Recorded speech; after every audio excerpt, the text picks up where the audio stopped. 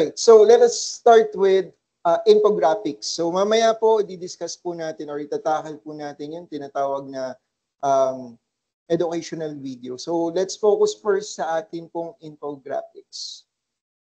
Okay, so what is infographics? So it is a compilation of graphics, simple text, and data visualizations such as bar graphs, pie charts that provides a clear summary of a subject. So when they burst into graphic design market some 15 years ago, they have established themselves as a standard for online and office and classroom communication. Dito po sa atin, medyo nag-boom yung mga tinatawag natin na mga infographics, most especially nung nagkaroon ng pandemic. No? So ginagamit po ito as one of the instructional material. Okay, so what are the types of infographics? So there are 7. So we have here the comparison, the list, the process, the timeline, the informational, the statistical, and the hierarchical. So for this session po, ang gagawin po natin is the informational. So we have to provide information para po magamit ng different offices at units. So right now, pwede rin po natin gamitin ito sa ating mga students. Okay? So kung meron pong mga naka-join sa ating pong teams ng mga instructors.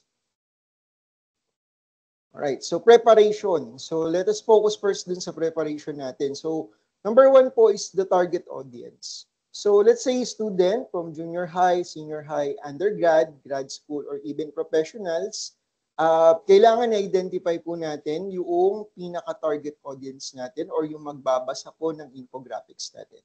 And then the next one is the information to be used such as the lesson, the course topic, facts to be covered. Then the color combination. Ito medyo noong unang panahon hindi masyadong nabibigyan ng halaga yung color combination. Okay? So you may check several color palette sites that we might use making our infographics. So certain color combinations have been shown in research to draw in viewers. So siguro po yung mga graphic artists and yung mga artists po, medyo may idea po sila about the color combination na ginagamit.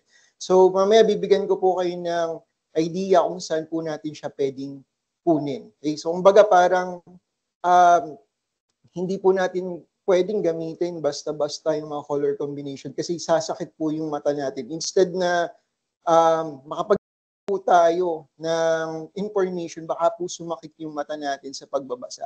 So siguro might as well mas maganda na i-consider po natin yung color combination. Alright, so preparation as well. So tools to use. So tools needed for infographic should be considered. Of course, we all know Canva, but there are other tools that we can use in creating infographics. So ayan po, Canva po ang gagamitin natin for today, but of course mamaya meron tayong mga other links na pwedeng parang i-share sa inyo for creating infographics. Other tools, consider other tools like grammar tools, image tools, background removers, and other that can help you create presentable infographics. And lastly, sorry, it's second to the last, it's the typography. So font selection, so kadalasan kino-consider din po yung font selection with the infographics. Okay. So font selection is also important because it enhances the visual appeal of your infographic. So some people place importance on fonts because they attract readers, evoke particular feelings, and convey professionalism. So hindi lang sa kulay, at the same time, doon din po sa font ay medyo bibigyan din po natin siya ng weight. Kumbaga pag nagkikreate po tayo ng infographics. And then royalty-free resources. So as much as possible po, alam ko maraming pwedeng ma-download sa internet, but of course, you have to consider po yung license nila kasi baka mamaya tayo po ay ma-copyright.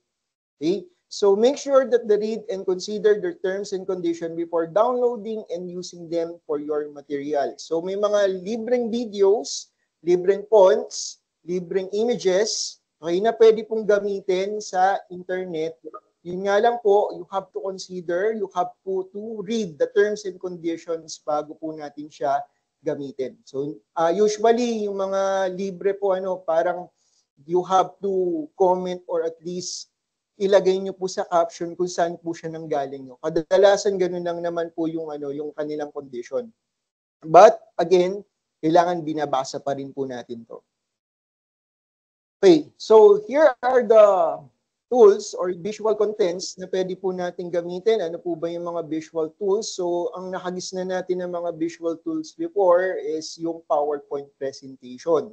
Okay. Now, syempre, medyo nagkakaroon na po tayo ng ng mga updates and upgrades. So, nauso na po yung tinatawag natin na subscription base or yung mga online tools na pwede po natin gamitin. So, number one dyan, Canva. Okay. Canva is actually one of the visual contents na pwede nating magamit when we create infographics. So, the other one, ito po yung competitor po ni Canva, yung tawag po sa kanya is Visme. Makikita nyo po dun sa lower part ng ating presentation, yung ating mga icons ng iba't ibang visual content. So, we also have Pictochart and then Infogram. Okay, yung Pictochart and Infogram, kadalasan they are focusing po doon talaga sa infographics. So bakit ko po choose yung Canva? Because again, as I have said, ito po medyo familiar na po tayo at gamay na po natin gamitin ito. Canvas. Of course, so according to Lemonly, ito po yung parang standard.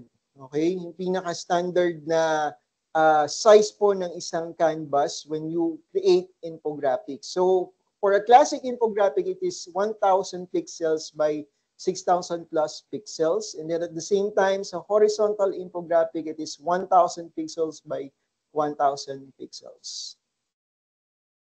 Vector graphics are computer images created using a sequence of commands or mathematical statements that place lines, shapes, and two-dimensional or three-dimensional space are images that can be resized without loss of quality. Ito po yung isa sa mga importante at dapat natin na kino-consider yung mga vector graphics na pwede po natin gamitin.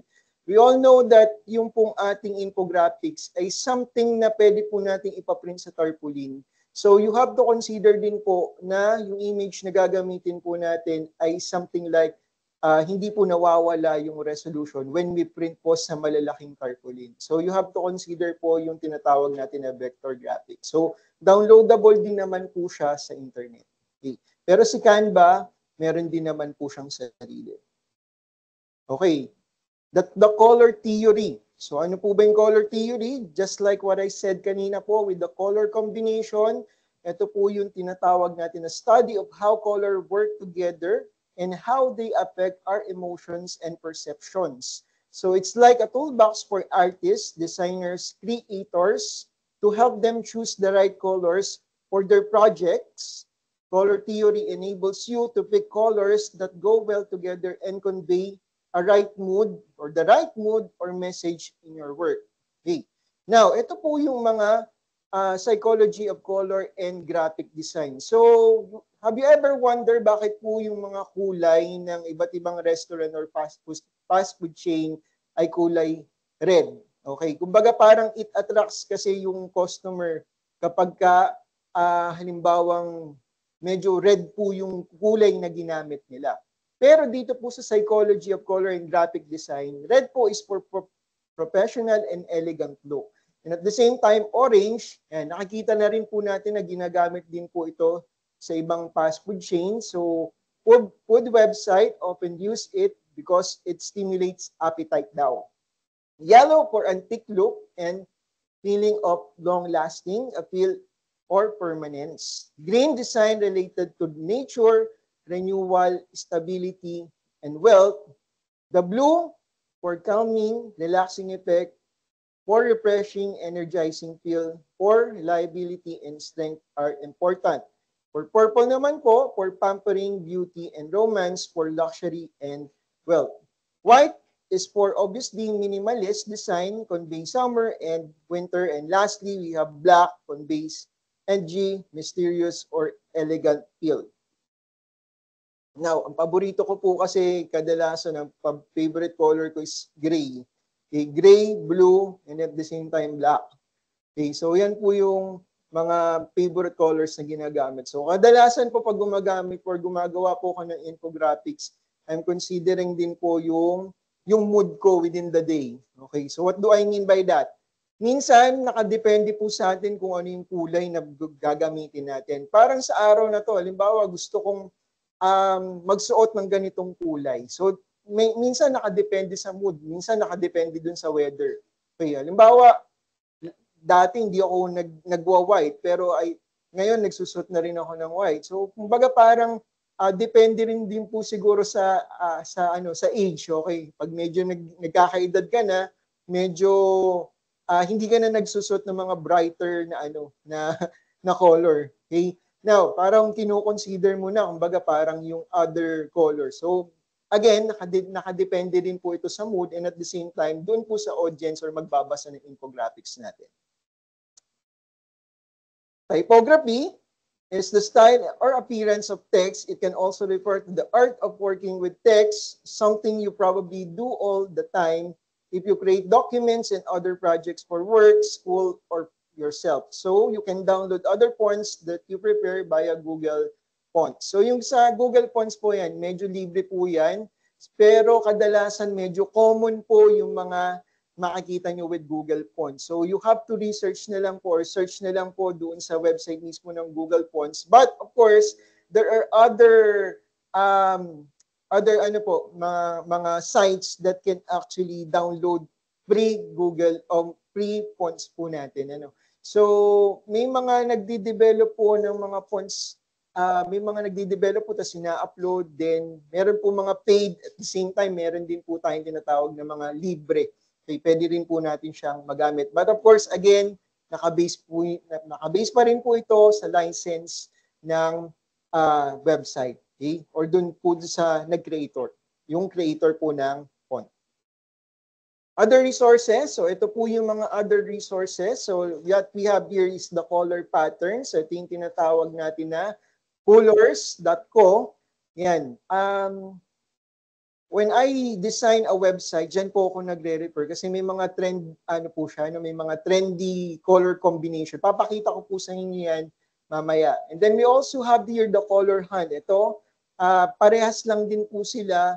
Okay, pakita ko po sa inyo, i-click ko po ito, and then ito po yung ating color combinations na pwede nating magamit sa pag-create po ng infographics. So, nandiyan po yan. Makikita nyo po kung ano po yung may pinakamaraming likes. So ito, most probably, kumbaga, when you want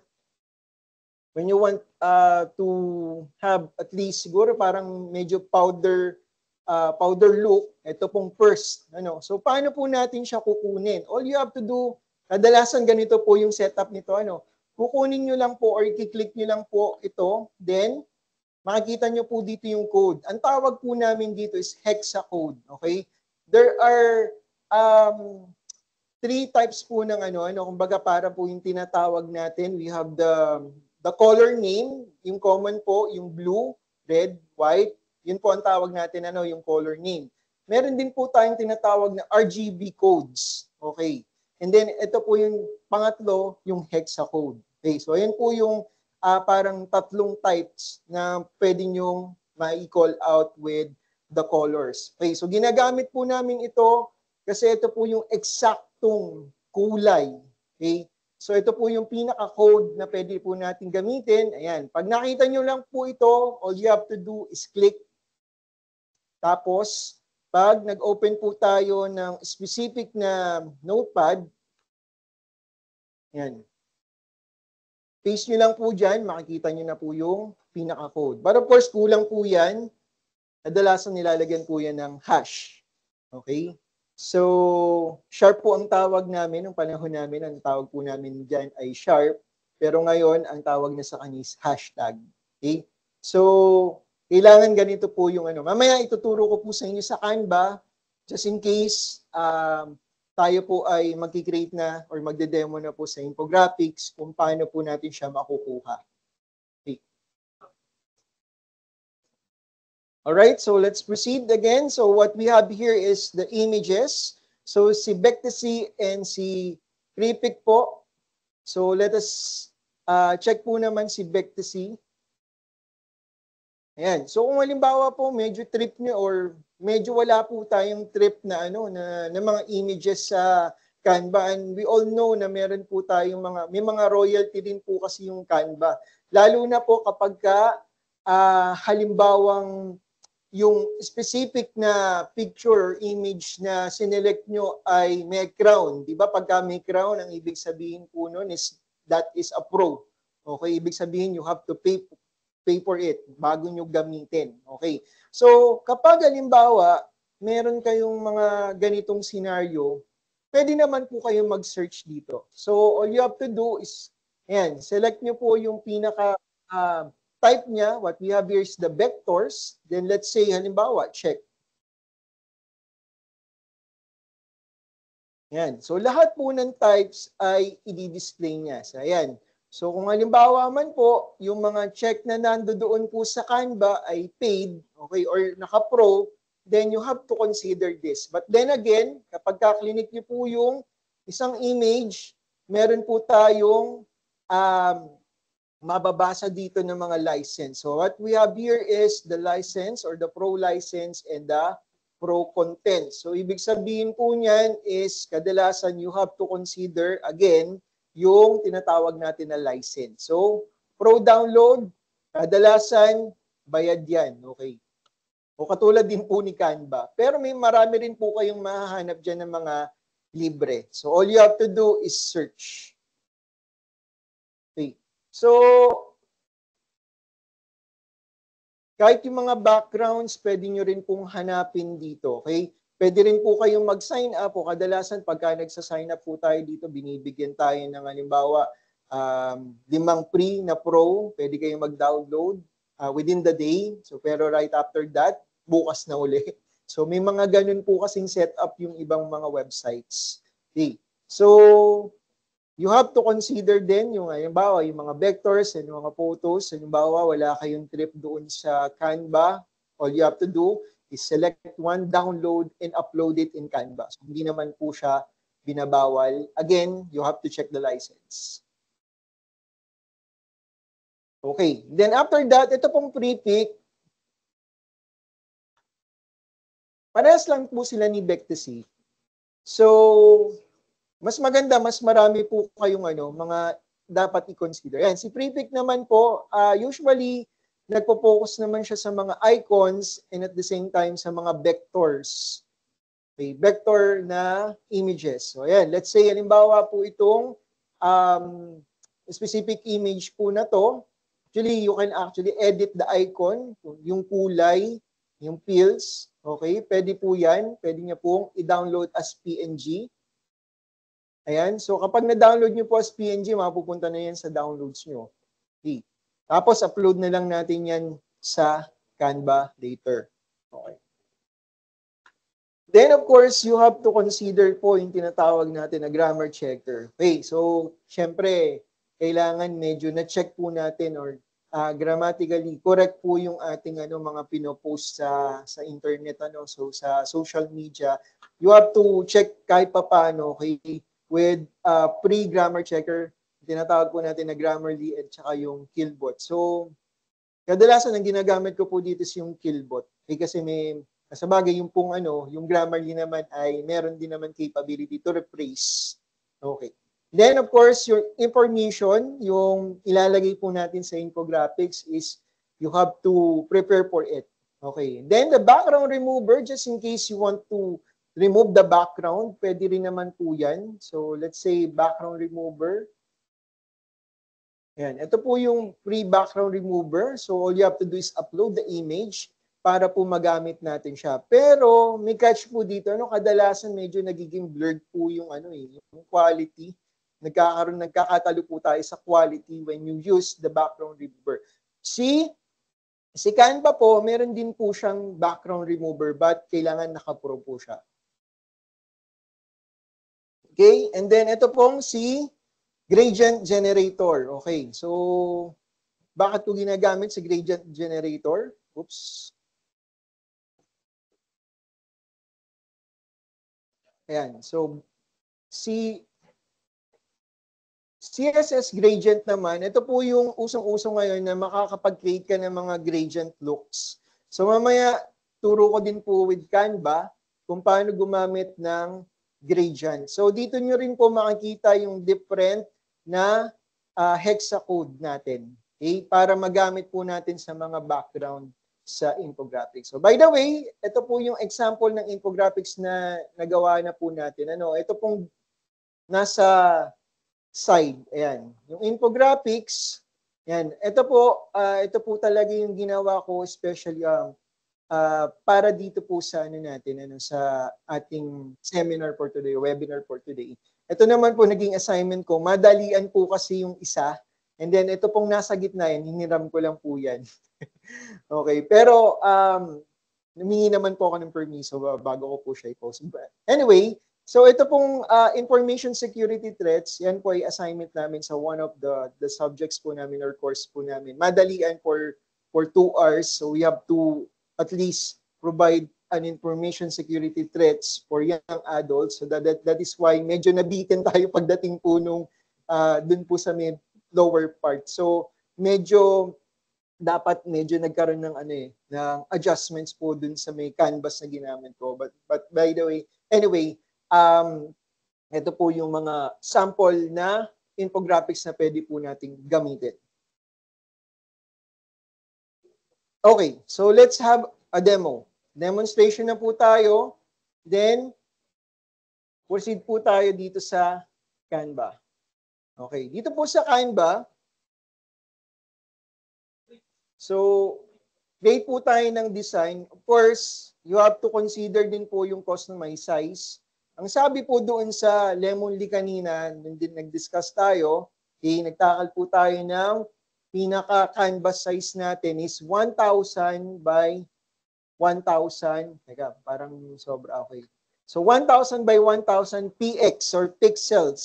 Ito po siya. Okay, pakisabihan lang po kung medyo mabilis ha. So, dun po sa mga nasa online, you can actually follow kung gusto nyo pong mag-create ng infographics. So, create a new design. Ayan. So, this is 1,000 by 1,000 pixels. Okay. Now, of course, you have to download po yung mga elements o yung mga ilalagay po natin na mga images doon po sa infographics natin. But before that, sabi ko nga po, let us set up muna po natin yung gradient. Okay. So dito po sa background, sa Canva naman po, meron din pong gradient generator. So just in case, punta po kayo dito sa color icon natin. Okay, this is the background color. So all you have to do is click here. Then, click po dito sa new color. So dalawa po yan, isang solid at isa pong gradient. So ito po yung tinatawag natin na hexacode na pinakita ko po sa inyo kanina. Pag binalikan po natin yung hexacode at pinis po natin dito, papalit po siya dun sa image na kinuha natin from the internet o yung tinatawag natin na color palette. Okay, anyway, kapag naman po halimbawa may mga, let's say, punta lang po ako dito, halimbawa gusto niyo pong kunin itong kulay orange.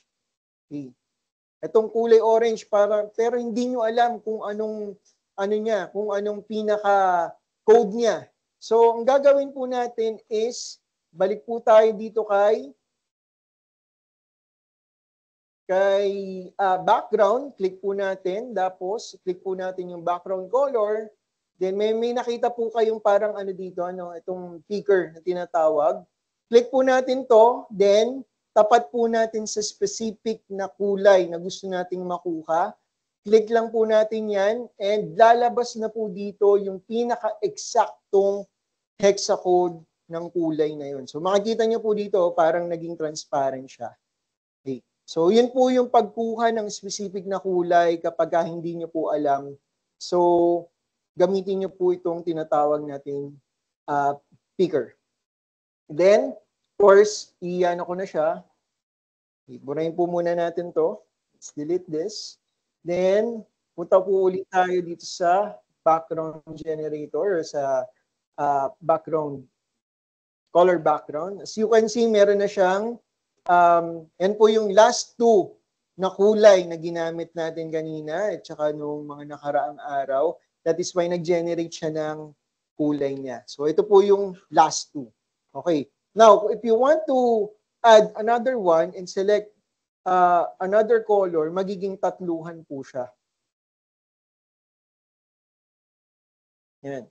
Then, sa tabi po ng document colors, all you have to do is click here. Tapos, identify na po natin kung anong style ng gradient yung gusto nyo. So, kadalasan ang tawag po dito sa mga linear gradient. Ito naman yung circular. Okay.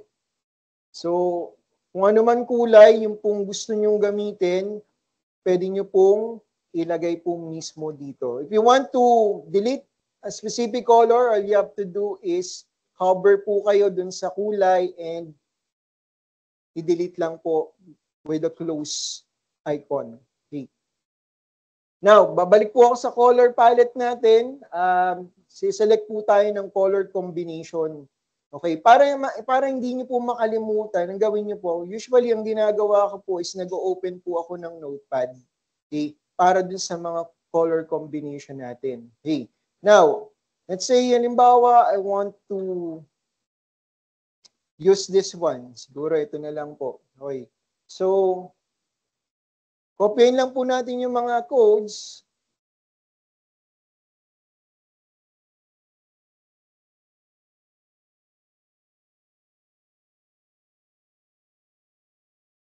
Yan. And then, balik po tayo kay Canva. Tapos, check natin kung ano ba yung magandang maging background. Okay.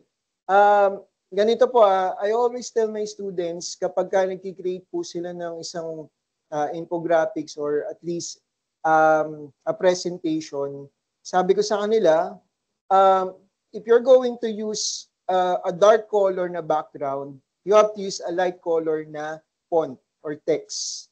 Kasi pagka gumamit ka ng dark, tapos dark pa yung ano mo, ang hirap ng basahin. So mas nahihirapan po yung magbabasa ng ating infographics or yung presentation natin dahil parehas po silang dark. Okay? Kapag light naman po, light parehas, ganun din po siya. So if you're going to use a dark background, you have to use a light color na font or text. Vice versa po yun. Okay? Kapag light naman po ang background, all you have to do is dark naman yung magiging kulay ng ating font. Okay, so let us use these two. Itong dalawang nasa gitna. Okay.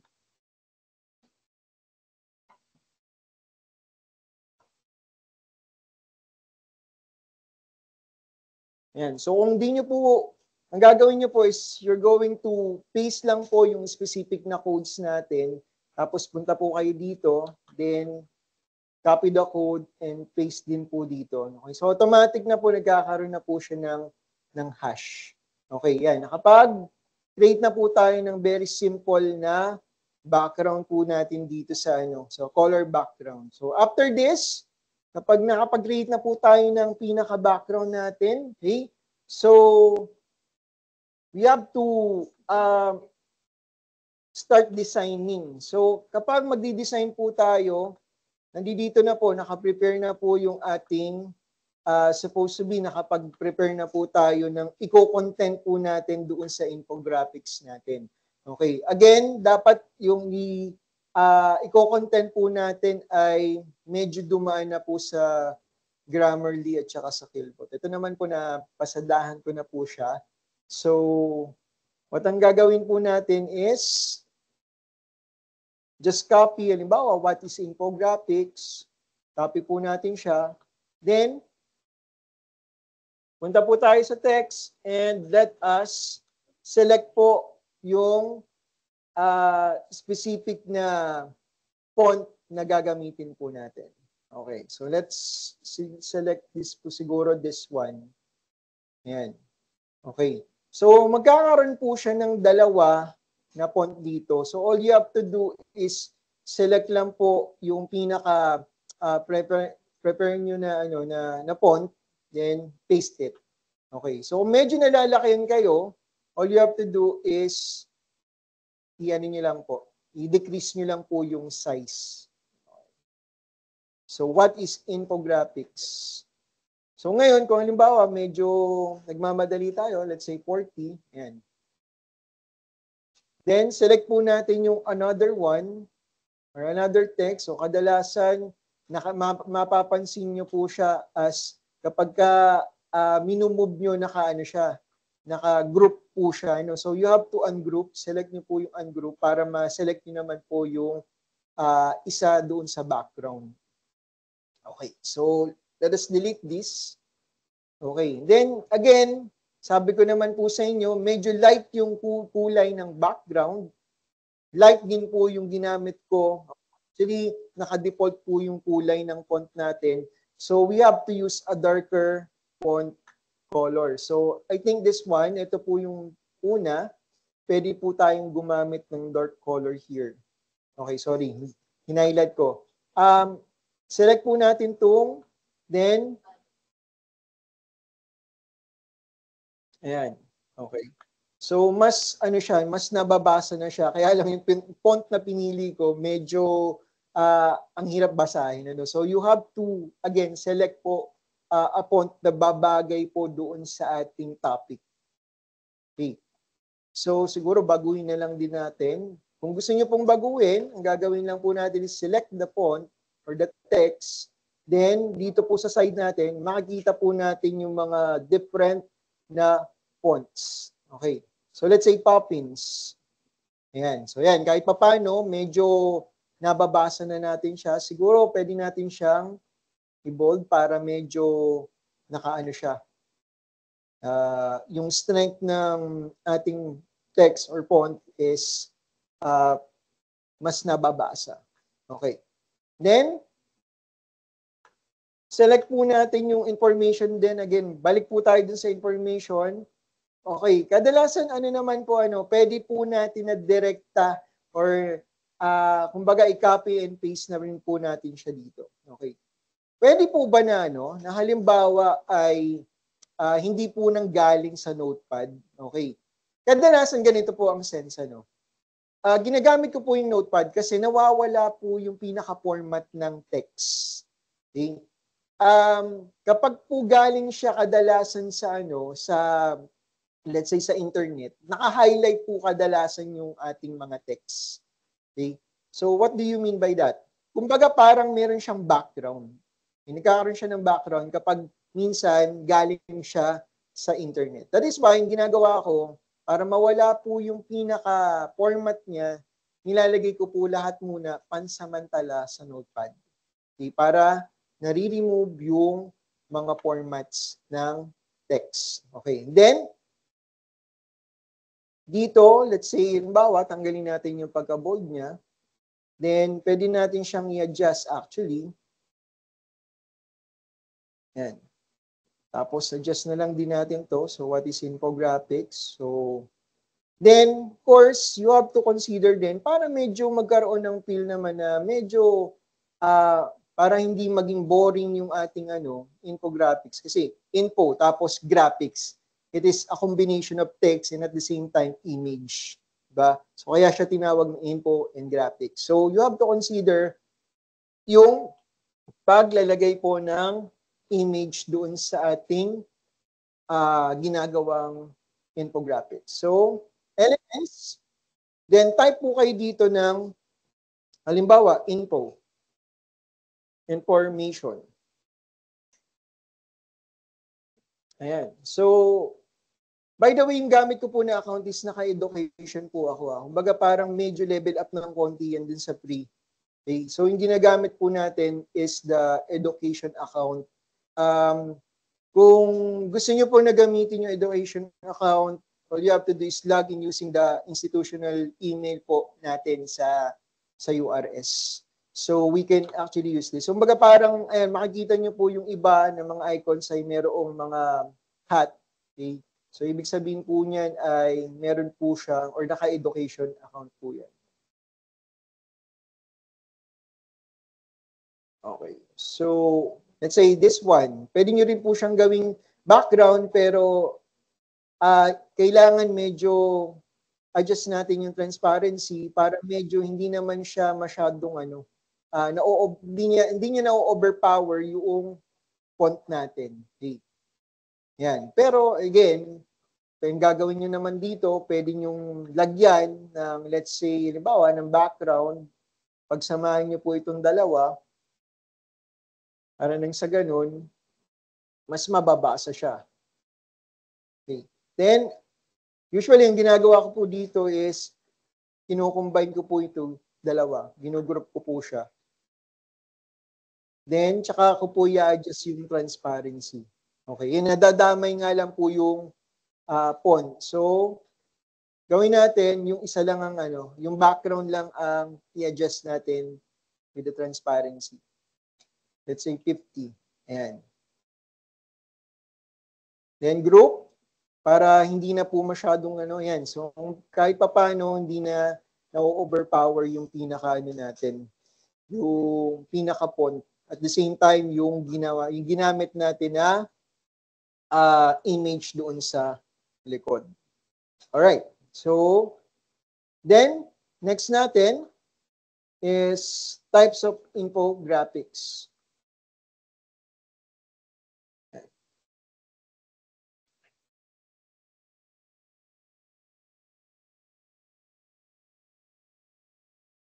So, with the types of infographics, so meron po tayong 7 na types of infographics. So, all you have to do is, syempre, ang gamitin po natin is yung mga key.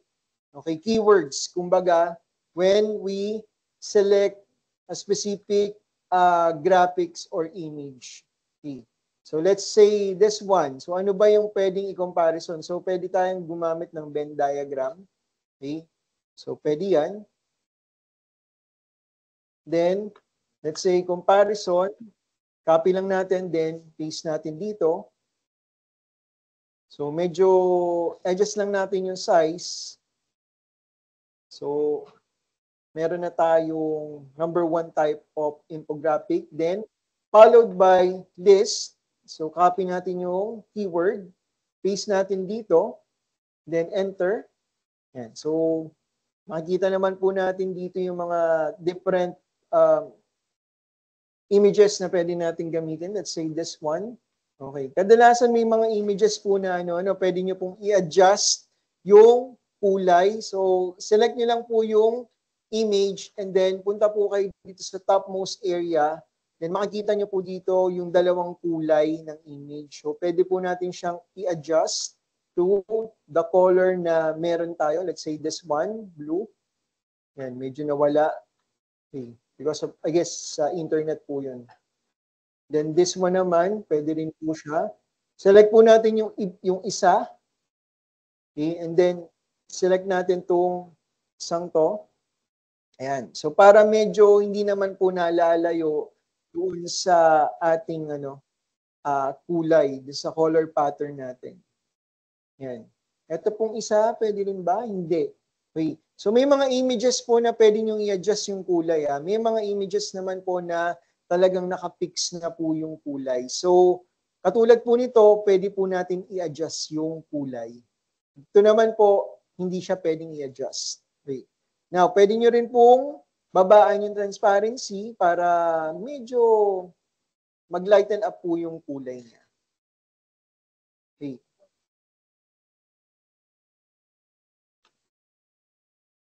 Then adjust the size. Okay. So kadalasan, pag pinagtapat ko po ito, may makikita po kayo na lines. So, pwede po natin siyang i-select. Yan. Para po medyo pantay-pantay yung pagkakagawa po natin. Yan. So, kumbaga parang imaginary grid. Okay. Grid lines. Okay. Then, tapusin po natin yung yung pinaka natin. So let's say this one is the process. Next one is the timeline. then the informational and the statistical.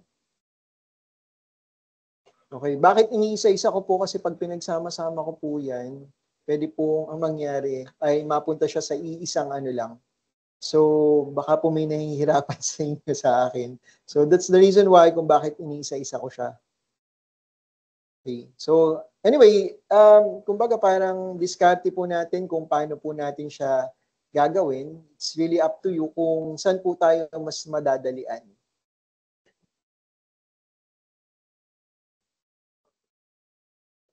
Okay, and then let us proceed po dun sa pag-identify ng ng specific na picture na pwede po nating gamitin.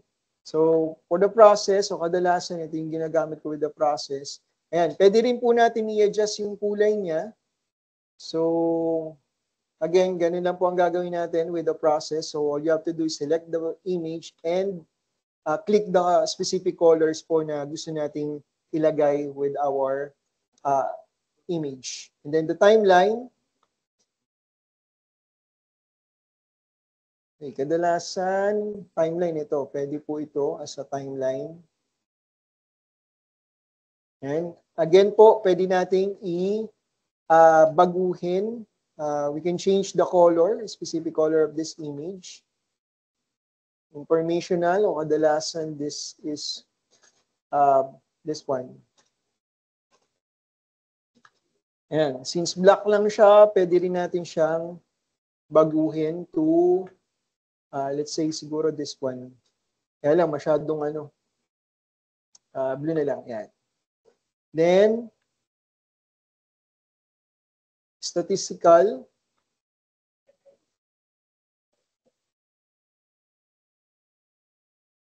Statistics. So, pwedeng ito.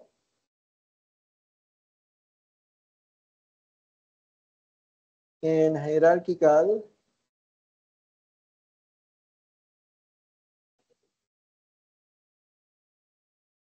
Siguro pwede na ito. Okay, kung mapapansin nyo po, si Canva po, siguro may algorithm po siya na kadalasan, pag sinelect nyo po yung isang specific image, halos kapag nag-search kayo, ang ginagawa niya is pinapalabas niya na rin yung same kung saan siya nanggaling. Meron po siyang meron po siyang algorithm na ganun. So kung mapapansin nyo, halos nakuha ko po yung mga specific na na halos magkakaparehas. Pero again, diskarte po natin kapag nakikreate po tayo ng isang infographics kung ano po yung mga possible na scenario or possible po na design na gusto po nating gawin. Okay. Then, after this, of course, ang gagawin na po natin is, syempre, i-arrange na po natin yung pinaka-design natin kung ano man po yung mga possible na pwede po nating ilagay pa. So this is a very simple and yet informative na design natin. So na-define natin at saka kung ano po yung mga list ng infographics or ano po yung mga types of infographics natin dito sa very simple na natin. Okay. Then, so continue na po. Ayan. So before po tayo before tayo mag-push to po dun sa ating seminar webinar, ay meron po bang mga questions? Meron po ba? Yes, sir. So meron po particular font style na pwedeng gamitin sa pagkapan? Particular font style po. You mean meron po kayong gustong i-identify na font style and then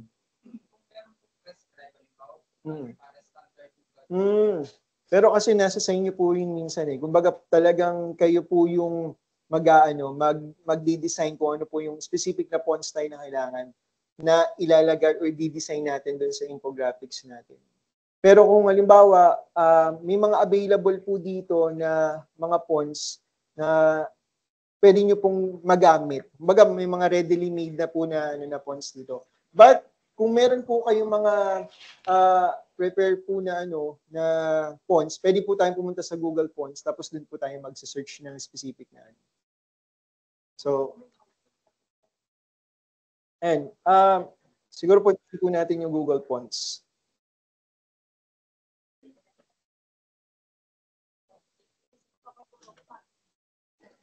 Ayan, ito po yung Google Fonts. Hindi pala natin napakita kanina. Ayan. So lahat po ng klase ng fonts nandito ay mga libre lang po pala na gawa ni Google. Any question pa po?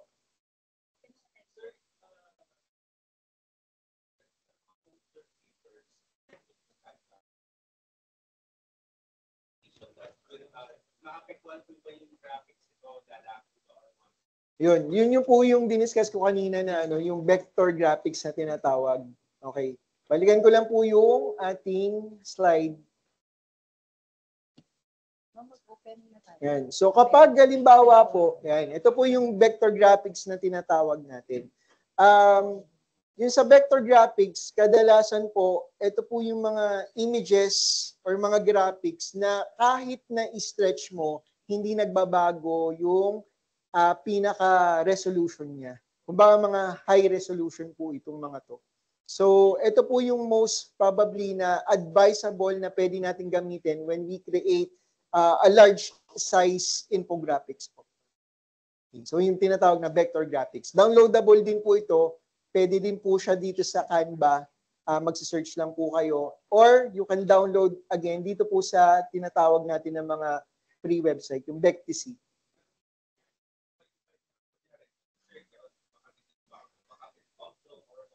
It's up to the ano po kasi minsan dun sa pag-a-adjust po natin.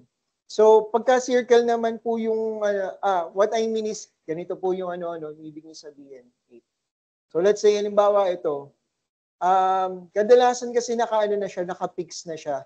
So, subukan natin mag-download ng specific na na vector dito sa sa Vectisi. So, let's say, halimbawa,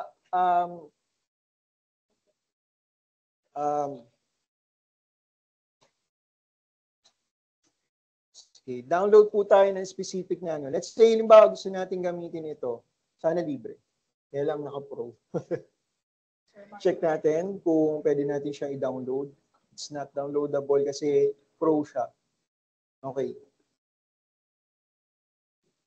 So, minsan na makikita na po kasi natin dito yung yung kung siya ay pro or libre. Pero kapag Pinterest po kasi minsan talagang paid po yan naka-pro po yan. Ayan, free. Ayan, pre-download. Let's say, ayan. I think Vectisi po yung sinasabi ko po kanina na kapag nakalimang download kayo ay bukas na uli susunod.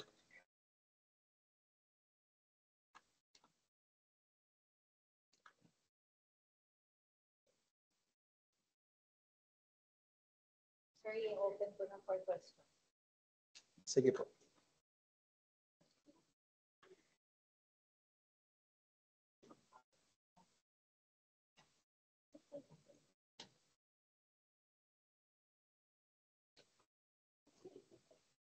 Okay, so mag-upload po ako, i-upload po natin yung Vectisi dito or yung downloaded natin.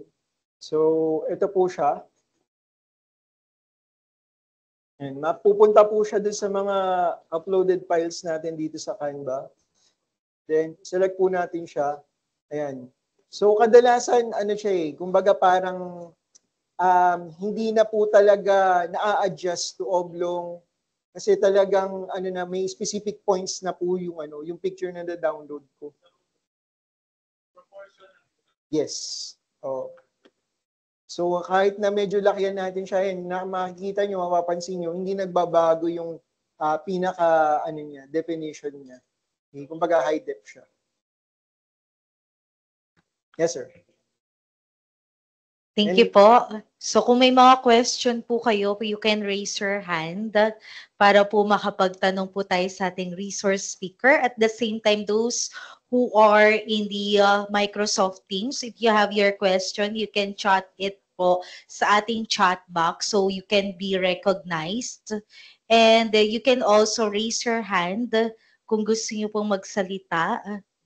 Sige po, yung po mga nasa online, pwede po kayong magtanong kay Sir and pwede rin po kayong mag-chat para po mabasa po namin at masagot po ni Sir. And those who are in the on-site, baka po may question kayo, Sir JL. May tanong po ba kayo, Sir Edric? Sige po. If you have a question, Sir Wilbart, you can raise your hand. Let us use the microphone so that the online participants will hear your question. Good morning po, sir. Bali, related po dun sa fun style po, no? Kasi since di naman po kami mga professional na, minsan gumagamit po kami ng reference na ibang design po. So, may way po ba tayo para malaman kung anong klaseng fun style yung nasa graphics? Kunyari po, nag-search po tayo sa Google ng infographics sample, gano'n. Gusto po natin makuha yung fun style na yun. Meron po ba tayong way para makita yung gano'n? Fun style. Sige po. From my experience, kadalasan, hindi ko po sure kung ngayon may mga tinatawag na, kasi may mga image, image processing na po tayo ng mga AI na tinatawag. Ngayon yung image processing na yun, it can actually identify a specific font. Pero I'm not quite sure kung meron na po sa internet na ganun. So, dati po kasi parang may possibility na pwedeng mangyari kasi yung ganun. So all you have to do is screenshot and upload it. May mga ganung scenario po tayo ngayon. But then again, I'm not sure kung meron na pong available na tool sa internet na ganun. Thank you po, sir. Thank you so much po. At the back, Sir JC. Sige po. Gamit po tayo ng mic para po marinig po tayo ng online participants.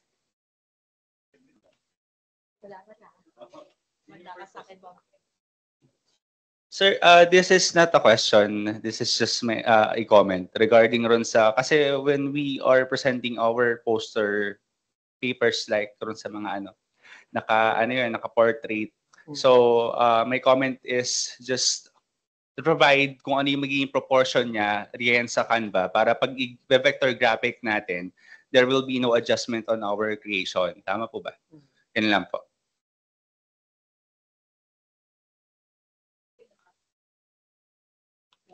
Wala na. Okay na. Thank you so much, Sir JC. May question po dito. Ayan, sige po. Dito po sa Teams. So, paano po ma-access yung edX subscription ni Canva? And nag-try po ako mag-login using the URS mail. Di po na working. Well, one thing po, inaanap ko po kasi yung sa settings kanina. But natatandaan ko po, nung nag-subscribe po kasi ko dito sa Canva using our institutional email, natatandaan ko na sinelect ko po yung education as an educator. Baka po yun yung way para maging education account po yung ating account na ginagamit sa Canva. Okay? So, it could be one, kasi baka mamaya student po yung ginamit natin, baka yun yung reason kung bakit hindi po siya totally naging education account siya. Okay. So, yun yung from what I experienced, yun po yung adjustment na ginawa ko din. So, doon po sa settings, tingnan lang po natin or siguro explore po natin kung paano siya maging education account. Okay. And by the way, there are actually ayun. So, meron po nag-share that and thank you so much po. Search nyo po is Canva for Educator, dun po kayo mag-login. Okay. So, sige, tingnan natin So,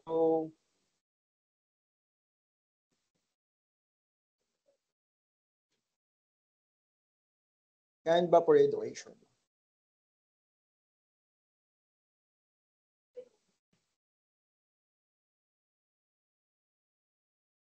Oops, sorry. It's the second one. Ayan.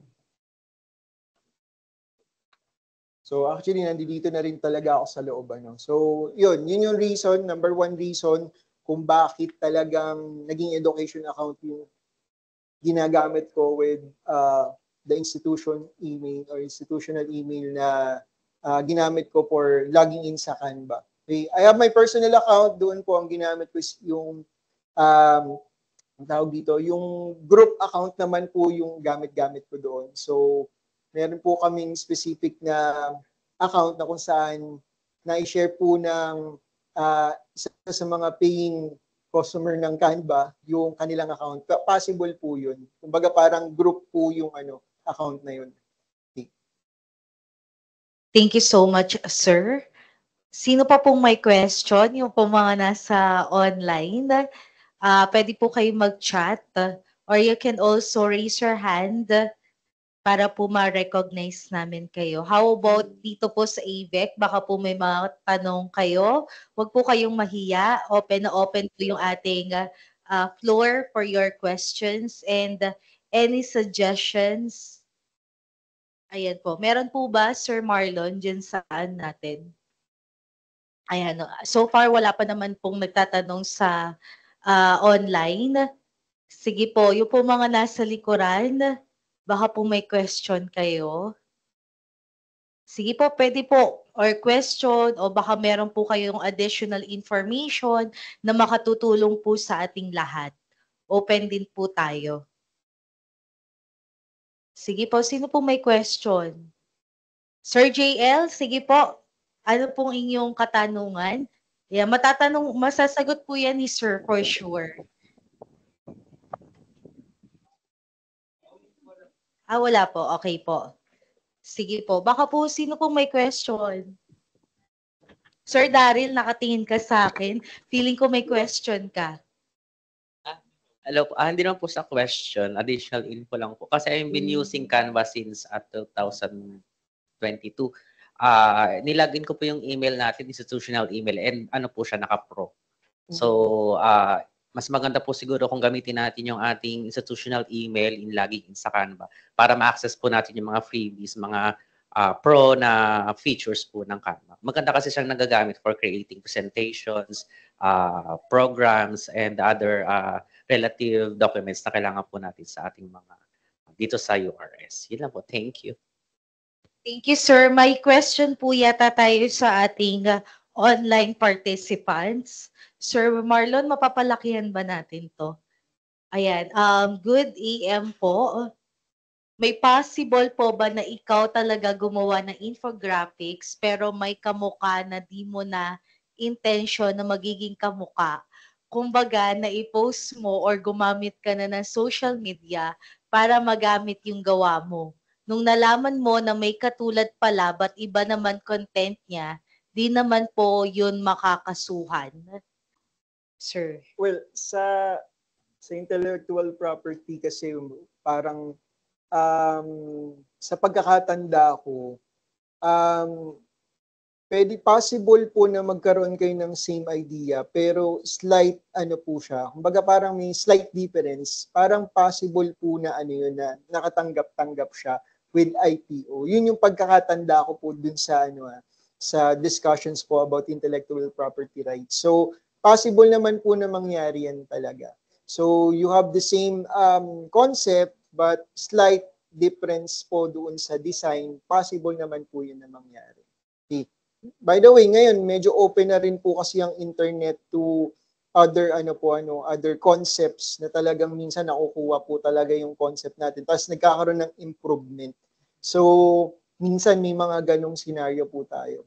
So as much as possible kapag halimbawa po na gusto niyo talaga na copyright siya, as much as possible dapat maunahan niyo po yung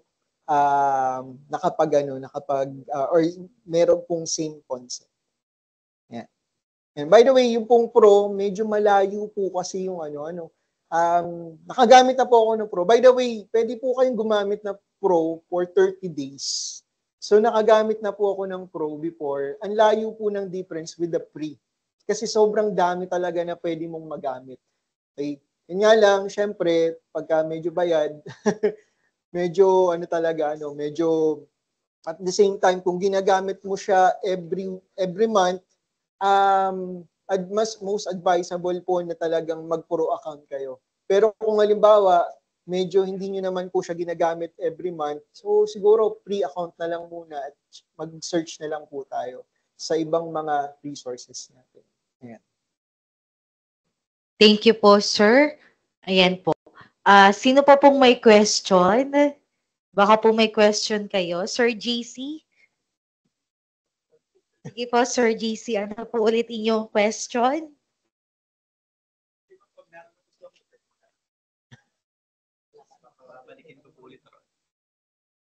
This is not a question. This is just my comment. Kasi as a teacher of technology in teaching and learning, so I've learned a lot regarding infographics. So, siyempre, yung mga etiquette yan, anong mga kailangan nating i-provide if we are going to create this kind of infographics. So, this is very essential lalo sa mga educators on how we are going to disseminate informations through graphic representation. Ayan lang. So, mapakaganda ng idea to have this kind of seminar webinar because it will help a lot lalo sa mga students and even professionals. Ayan lang po. Thank you, Sir JC, for that additional information. And truly nga po, napakaganda ng seminar na ito na i-conduct ng ating information unit. So baka po may gusto pa pong magtanong sa ating online participants. And for our on-site participant, pwede po kayo magtanong kasi later on we will have a workshop po. Ayan, so habang hindi pa po nag-i-start yung workshop, free po tayong magtanong. Sige po. Sino po pong may tanong? Sir Edric? Hello po, sir. Good morning. Good morning. This is not actually a question, but a suggestion. Most of our students po kasi, even before, I'm a student also of URS, I'm using Canva for almost a year now. So probably po, sir, mas maganda po kung meron tayong connection with Canva. Kasi sobrang dami na rin pong institution or universities na nakikipag-partnership sa Canva. And I think this will be useful to our students and at the same time to our employees na maging productive pagdating po sa mga technological stuff. Yun lang po and thank you very much. Thank you so much, Sir Edric. Siguro soon, isa yan sa ating tatrabahuhin. Ayan. Malam niyo naman po kasi di ba nung una pa lang po kumbaga institutional email wala po tayo before pero nagkaroon tayo with Google. So malam niyo naman po in the future magkaroon din tayo ng ng connection with Canva. So hindi naman po siya malabo.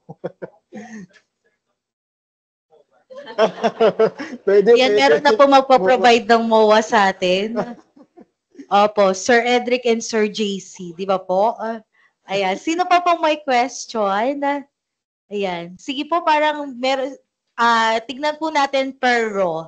Ayan, so last row, meron na pong nagtanong si Sir JC, sumunod na row si Sir Edric. Dito po sa ating susunod na row, third row po from the back. So sa inyo po, sir, sino pong may question or even you don't have any question, baka po meron kayong additional info or experience using Canva. Sige, sir, nakatingin ka sa... nagtanong ka na. Okay, sige po. Meron na rin kayong si Sir Daryl, meron din.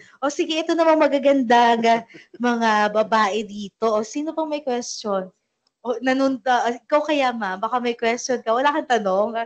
Sige, ma'am. Monica. Monica, tinuturo ka ni Sir JC.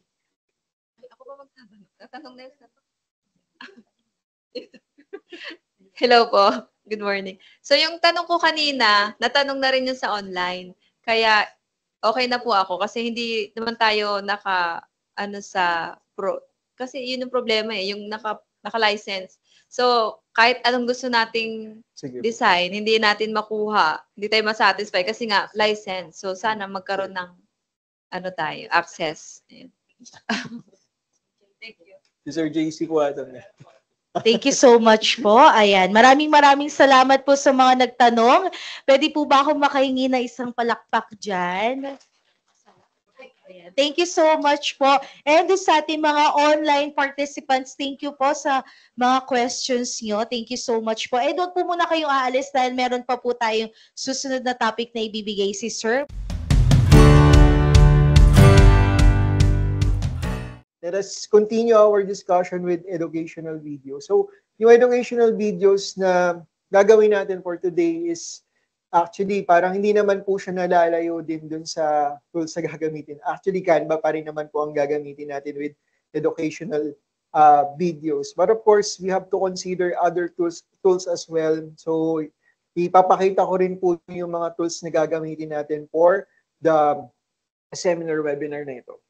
Now, let us continue. So, what is an educational video? So, it is a type of content that aims to teach or instruct viewers about a specific topic. It can range from short, bite-sized clips to longer, more in-depth lessons or courses.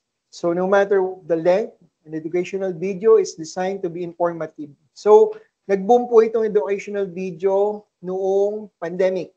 Kasi nga po, this is for our student. And most especially kami pong mga IT instructors, wala po kaming choice but of course to demonstrate din po at the same time, screen grab din po yung mga ginagawa namin doon po sa online classes. So dun sa online classes, ang ginawa po namin is nag-grab po kami or nag-cut po kami ng mga videos na ginagawa namin and then nag-incorporate po kami ng mga sounds para hindi naman siya masyadong boring. So mamaya papakita ko po sa inyo kung ano po yung mga nagamit or mga possible tools na pwede natin gamitin when it comes to our educational videos. Okay, so things to consider, online tools pa rin like visual contents, Canva, and at the same time, other visual tools. The color palette as well, pwede rin po natin siyang gamitin, like typography, and then the cellphone, and a camera, and a microphone. Okay, kung gusto niyo po na nakikita kayo, possible po, camera din. Okay, now, yung pong mga cellphones natin, pwede rin po tayo, syempre hindi naman po limited. Let's say, halimbawa, agriculture po yung inyong topic, hindi naman tayo pwede syempre magtanim sa mga PC. So, ang gagawin po natin is kailangan meron din po tayong camera na gamit doon. Let's say, i-demonstrate natin how to, let's say, yung tamang pagkakat ng mga stem. So, things like that, pwede po natin siyang demonstrate using our cell phones. Then again, kukunin natin yung mga uploaded, yung mga videos na nakuha natin from our cell phones. And then, siguro ang gagawin natin is magna-narration na lang tayo, magre-record tayo ng narration sa ating mga laptop or mga desktop. Now, the materials that we use to create in infographics could be also necessary. So, pwede rin po natin gamitin yung mga tools na ginamit natin kanina. Okay, so online tools, pwede po tayong gumamit ng CapCut. So this is an online video editor. Of course, the visual content is Canva. Then TextMagic, this is a text-to-speech. Uso na po ito ngayon. But of course, syempre siguro talagang nag-boom po ito ng pandemic. Then, for image and videos, we can actually use Pexels. Okay, so pupuntahan po natin isa-isa itong mga account po na ito. So let's say, itong CapCut, ito medyo familiar to sa mga, sa mga Gen Z na katulad ko. Hindi ako Gen Z. Ito po yung CapCut. As you can see, subscription-based din po ito. Parang kung makikita nyo, parang feels like, rin po siya, Canva din yung, yung pinaka-setup din po niya. So, makapapansin nyo, there will be a create new, then this one is specifically made po for video editing. Okay? Pero online po ito. Okay? So, the next one naman po na gagamitin natin is the TextMagic. Mamaya i-demonstrate ko po itong TextMagic. Okay. Then, itong TextMagic, all you have to do is paste the script po dito. So, syempre, kung may script po, ibig sabihin, kailangan ihanda po natin yung mga script natin. By the way, before po na tayong mag-click dito sa ating play button, you have to click muna po yung ating I'm not a robot. Okay. Then, sample lang po ito. So, ang gagawin niya po is babasahin niya po yung text na nandito po sa loob. You can actually change the deposit dinig. Pero kung pupuntahan niyo po itong website, makikita nyo po at maririnig nyo po yung mismong sinasabi nung pinaka-website natin. So, yung pinaka-tool. Okay. Now, pwede nyo pong baguhin yung mga boses, ayan, there are a lot of voices here na pwede nyo pong pagpilian. Then, of course, yung speed, syempre, pagka naka-1 po siya, ibig sabihin yan is yung normal speed ng ating text-to-speech tool. Then, of course, kapag ka naka-2, medyo that is 2 times the normal speed. Then, of course, yung font, medyo lalakihan lang naman natin yung font na makikita natin dito. This is for the medyo mga malalabo ang mata. You can also upload the text file here. Kapag halimbawa, meron kayong script, just like this one, and naka-prepare naman po yung mga folder dito na pwede natin gamitin. So, just like this one, I have your scripts. Hinanda ko po ito for the seminar. So, this one installation, yan. So, usually, ganito po yung script na sinasabi ko. So, what we have here is step number 1, select and double-click MySQL 5.0.24. Then, ang gagawin niya lang, dito is continuous yung yung step by step. So, ang gagawin natin mamaya, de-demonstrate ko po paano po natin kukunin yung pinaka voice over ng video natin. So, dito po natin siya gagawin. Okay. Continue, what we have here is pixels. Pixels talaga siya, hindi pixels. Kasi yung nakagisa natin is pixels. This one is pixels. So pixels, you can also download photos, images here. High resolution din po ito that you can actually use as a background. Okay? Then, pwede rin po yung mga videos dito. So let's say, halimbawa, raining.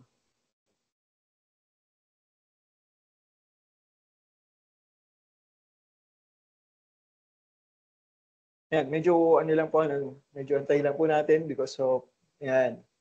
So, magpo-provide po siya ng mga, ng mga clips na kung saan umuulan. Okay. Then again, katulad po ng sabi ko sa inyo kanina, ito po ay may mga license agreement din po na kailangan na kino-consider. As for this video, nakalagay naman po dito that is free to use. Okay. So, kadalasan naman po ng mga mada-download natin na videos ay libre naman po siya as long as you have to mention yung pinaka source niya, diba? Yung pixels from pixels.com. So you have to at least acknowledge them doon sa video mo. So may mga ganong scenario po tayo. Okay, so ayan. So you can actually download it. So all you have to do is click the pre-download para dun sa Excel. So ito po siya. It's actually 39 MB, so medyo matagal po siya in a standard standard internet speed. So post ko na muna po ito. Then if you're going to consider putting this video doon sa pwede naman po siya. That is possible. Okay, moving forward. So this is an additional tool. So what we have here is the background sounds. Ito medyo nagiging tayo, kapag nagle-live po kasi tayo, meron tayong mga sinasabing parang nakaka-copyright tayo because of some background music na ginagamit po natin. So, para hindi po tayo magkaroon ng copyright or hindi po tayo ma-copyright, pwede po tayo mag-download ng mga backgrounds dito po sa tinatawag natin na stock tune. Yan. Si StockTune po, almost lahat po ng nada-download dito, yung majority of the time ay puro po siya, puro libre. So, let us try to, kaya lang, di ko lang alam kung maririnig sa internet. So, you can visit the site and you can actually try yung mga sounds na nandito. By the way, may mga moods po tayo dito sa left side, yan, halimbawa, joyful, we have the serene, the uplifting, so every mood nandiyan po. So kadalasan syempre yung joyful po yung pipiliin natin para medyo joyful naman po yung video at hindi boring yung magiging natin. By the way, mamaya pakita ko po sa inyo na hindi naman po ma-overpower ng narration yung background music natin kasi pagsasabay natin siya ng dalawa. Okay. So, sa Canva kasi, pwede natin i-adjust yung volume ng dalawang sound. So, pwede nating hinaan yung background and then lakasan yung narration. So, pwede rin naman, syempre, lakasan yung background, then hinaan yung narration. Pero, syempre, mas maganda na mas malakas yung narration. Okay. Then, what we have here is the screen capture. Yan. This is an online tool as well. Yan. So, you can actually record your desktop using this one. But dito po sa ano ko, kung mapapansin nyo sa aking browser, dito sa Google Chrome, meron tayong mga tinatawag na extension. Okay? So extension po, mapapansin nyo po dito, I have here yung Screenly na kung tawagin. Okay? Ito, in-install ko lang po ito. Manggagaling po talaga ito doon sa Google Chrome mismo. So hindi na po ako magbi-visit ng website or site para dito. So, ito po yung pinaka-ano niya. Okay? So, i-visit po natin yung mga extensions na naka-install po dito sa aking browser. So, as you can see, there are 1, 2, 3, 4, 6. Okay. So, ito po yung details ng Screenly. Ito po yung ginagamit ko for screen recording. Okay? So, kapag halimbawa, meron kayong mga step-by-step procedure na gustong ipakita sa mga estudyante, for us po kasi ng mga IT instructor, ito po yung pinaka-ginagamit po talaga namin when we record our lessons, demonstration. Kasi pag halimbawa, programming, or halimbawa sa Cisco Packet Tracer, when you're going to demonstrate, ayan, pwede po natin gamitin kasi naka-base po kami sa software. So, kadalasan, pwede nyo pong gamitin yung kahit anong preference nyo na screen recording tool or software. So, to demonstrate lang po, ang gagawin nyo lang po dito is, click nyo lang po itong icon, then, usually naka-anto teka, baka ano, okay. Ayan, so dapat naka-activate po siya, no? So, kanina kasi nasa settings ako so that's why parang prevent siguro yung Screenly na i-activate yung mga features niya. So, record video, then, yan, mapapansin nyo po dito, you can actually record your desktop, your browser window, then the application, and of course, yung other window as well. So, start recording. Yan. Ito po yung lalabas. Hindi ko mapakita. May lalabas po na window dito.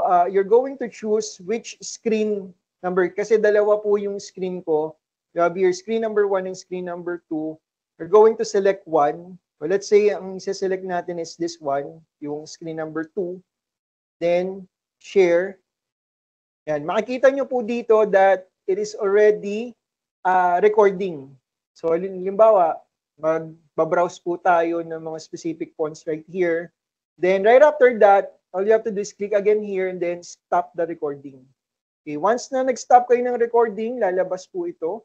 And you have to choose a specific file type, kung anong gusto nyong file type. Pero ako, ang preference ko po ay .mp4. Okay? So, click nyo lang po yan, then magda-download po yan automatically. It's right here. Okay. Pag na-download nyo, then you can actually use it or you can insert this sa Canva for later use.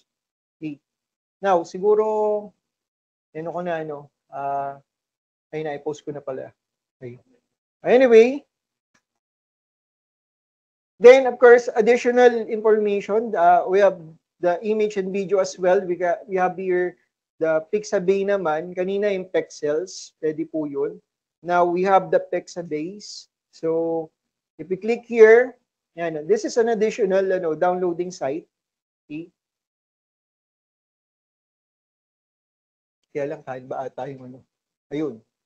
Alright, so,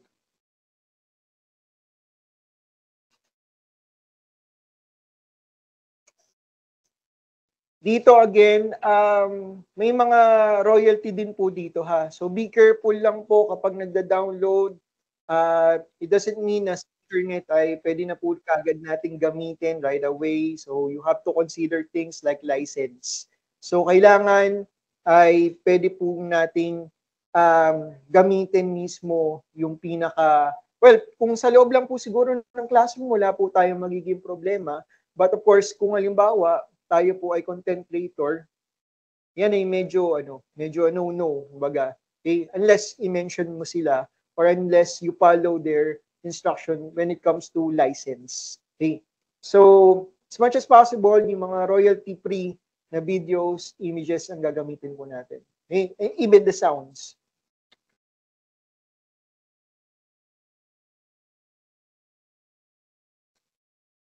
Okay, so you may want to consider the following, again, the cell phone and a microphone. So if you intend to include shots or videos that you own. So kung talagang kailangan na may personal touch ng educational videos nyo, dapat meron kayo nitong dalawa at least. So ngayon, medyo marami na po tayong tinatawag ng mga smartphones. So unlike before, inabutan nyo po yung snake and ladder, snakes sa Nokia. Okay, wala pong mga yun, pero doon nag-umpisa ang lahat. So anyway, nabubuko po tayo sa natin, sa age natin. Anyway, so the following is the standard approach to help you produce educational videos. So the first one to consider is your learning goals, what to learn after watching the video. And number 2, what to content. Ano ba yung content mo? So the content should be crafted to capture and hold viewers' attention. So as much as possible, medyo, alam niyo yung di ba, siguro majority of us is actually watching yung mga K-drama, di ba? So sa K-drama, usually ang ginagawa nila, pinapakita nila na merong dead person. Okay, bakit namatay yun? Okay, so ibig sabihin parang interesting to sino pumatay? Okay, so may mga ganun. Pero syempre, wag niyo naman gagawin na may papatayin tayo. Hindi. Just kidding. So, ibig sabihin, parang pinapakita nila yung result, and then, yun yung isa sa mga nakikita at napapansin ko sa mga YouTube videos. Lalo na dun sa mga, yung tinatawag natin ng mga influencer. Pinapakita nila yung climax mismo ng video, then, parang, interesting to para sa atin. So, ang gagawin natin ay papanoorin natin yung video. So, something like that. Okay. Research, research, you may try to looking up additional ideas and concept, okay? Pero as much as possible, kailangan sariling concept natin, mas maganda. Okay? A clear script, divide ideas into easier to understand portions. So, may naka-prepare po ako ng script dito, actually. And mamaya, ipa-plot po natin ito. So, the basic tool of your choice, so it could be Canva, PowerPoint, pwede rin po, or something similar, additional tools may be considered. So, natatandaan ko, I used to create educational video using a PowerPoint. Okay? So, pwede naman po doon, mag-i-insert kayo. Kaya lang, kapag minsan bumibigat na siya, bumabagal. Ang tendency, parang akala mo, naghang na yung PC mo. Yung pala, ano bang tawag yun? Rendering. Okay? So, next one is your personal touch. Okay. Consider a decent camera and microphone. Then, yun po yung sinabi ko kanina. Then, review, you might want to go over the information one last time to make any necessary correction, edit, and final touches. So, kapag, halimbawa, tapos nyo na-edit nyo na. So, go over na lang po kayo uli, i-review nyo po yung video. Okay? Kasi maaaring doon sa pagkakataon na yun, may mga na-miss kayo na information. Okay? Now, this is the sample video na create ko for a friend of mine. Gawa sa PowerPoint dati to. Okay? So, may sound kasi siya, kaya lang hindi siya naririnig. This is an announcement video na for Dalig National High School.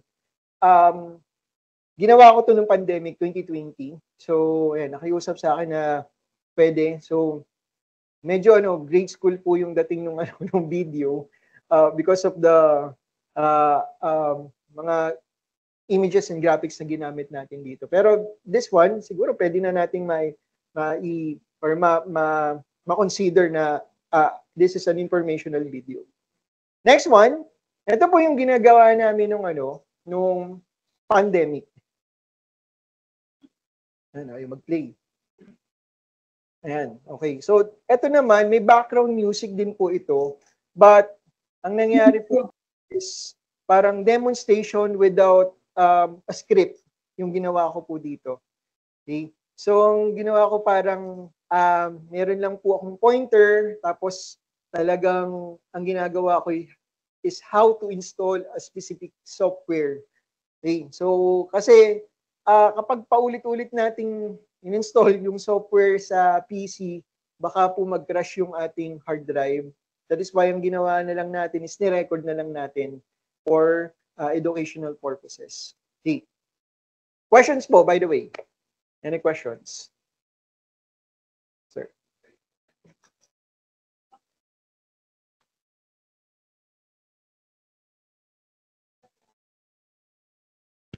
Ayan po. So, open na po tayo for question. Sir Daryl. Hello, sir. Good morning. Yung po sa video recording kanina ng screen, ano po, kasama po ba yung audio during the recording? Sa experience ko nung nag-try po ako, yes, kasama yung audio. Kasama. So, pwede po kayong mag-narrate habang nag-audio record? Pwede siya, pero mas advisable po na yung narration na lang i-separate nyo na lang. Okay. Gagawin tayo ng demonstration about dun sa video na gagawin natin. So, i-ano po natin, parang i-recreate po natin tong video na to. Okay? Para po magkaroon kayo ng idea kung paano mag-create ng video. Okay. Ayan, yun lang, sir. Thank you po. Thank Yes, you po, Sir Daryl. Yes, Sir JC.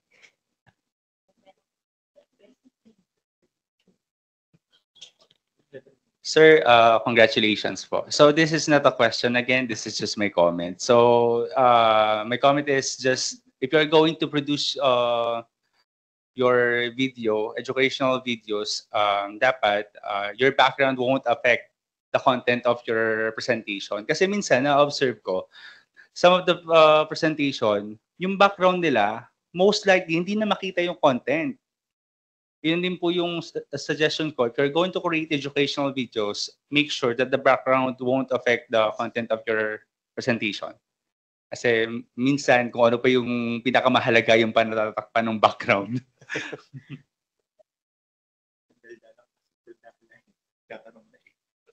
Thank you so much, Sir JC. Sino pa pong may question? Baka po sa online participants natin, meron pong mga magtanong. So, kailangan po natin ito, especially kung tayo po ay mga gumagawa po ng video. Ayan, meron po bang question? Super, wala pa po. Sige po, pwede po kayong mag-chat if may question po kayo. By the way, before po siguro natin continue yung question and answer, demonstrate ko na muna po yung yung pinaka So gagawin natin. So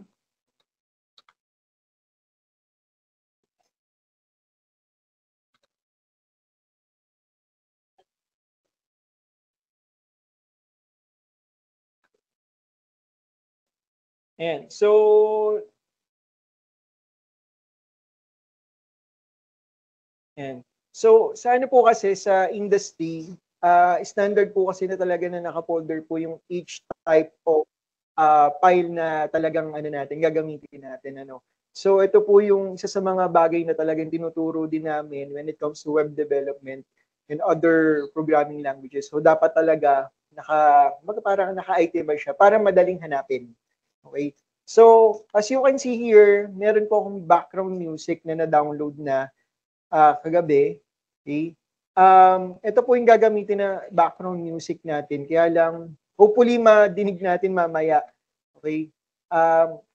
And then what we have here is the font na na-download din natin through Google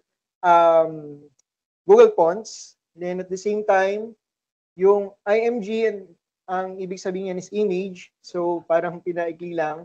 So ito po yung parang slides na ginawa ko rin po using Canva before. So kinonvert ko po ito into video. Mamaya magkakaroon po tayo ng na parang pinaka demonstration kung paano po natin siya lalagyan ng narration and at the same time ng background para po mas maging informational at educational siya. Next one po is the sample infographics. Ito po yung ginawa natin kanina. So I actually downloaded it. So ito yung parang ginawa ko po sa Canva before. And at the same time, scripts. Okay. I'll open one script po para makita po nyo kung ano po yung ibig ko sabihin sa script. I guess this one. Ayan. So, hindi pala. Yung isa na lang po ang buksan natin. This one, info script. Ayan. So, what is information? So, ito po yung script na ire-ready nyo. Supposed to be, again, naka-notepad po ako. Pero, kung mas comfortable po kayo na gumamit ng other tools, like Word, pwede naman po siya. Open naman po tayo dito. As for me, ang ginagamit ko po is Notepad para po yung pinaka-format po ng text natin ay matanggal. So as you can see, what we have here, slide number 1. Ano po yung ipapakita ng slide number 1? What is information? So actually, na-download ko na po itong mga to kagabi using yung tinatawag natin na text-to-speech, which is this one. Okay. So, ang ginawa ko po dito ay inisa-isa ko po. Okay. So, balik po tayo dito sa script natin. So, what is information? All you have to do is copy this one and then paste natin siya dito sa text-to-speech. So, I'm not a robot. You can actually try to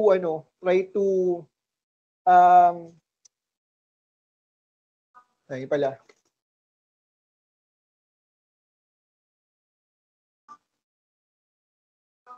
May tumutunog. Ito po pala siya. Yung pinatugtog ko kanina, with the stock tune, tumutugtog pa rin po pala siya dito sa background ko. Anyway, ayan, hindi po kasi masyadong dinig pero tama na po. So kapag halimbawa, tama na po yung information or yung script na provided po natin, na i-paste natin dito, download the MP3.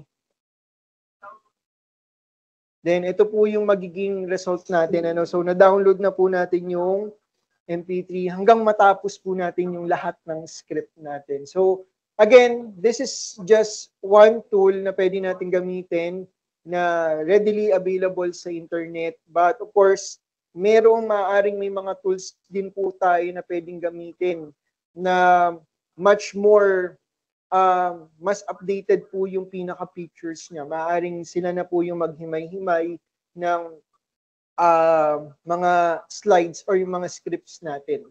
Okay, so ito na po yung pinaka-ano niya. Yung text-to-speech, ito na po yung mga sounds na na-download natin. So, kompleto na po yan from slide number 1 up to slide number 11. So, lahat po ng makikita niyo dito sa script natin, na-download na po natin. Yan, hanggang 11 po yan. Okay. Now, punta po tayo kay Canva. Then, gagawin natin is, we're going to design a new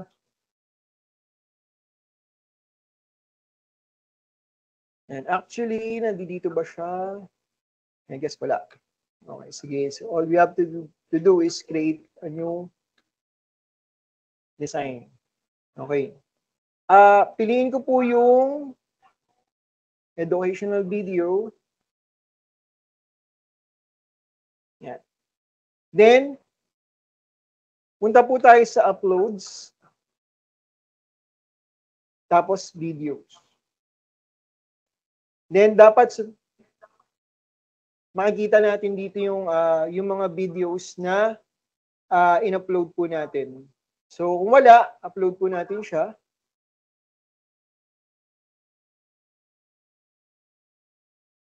Ito po, data. Ayan, medyo